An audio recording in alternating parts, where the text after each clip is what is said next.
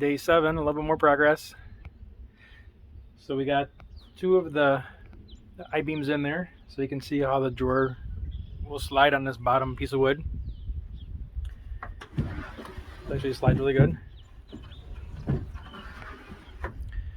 So I have to finish this left side here.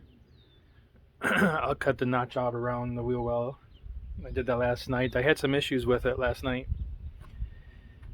So I think one, I was angling the saw a little bit when I was cutting, so it was smoking. And I'll probably share that video also.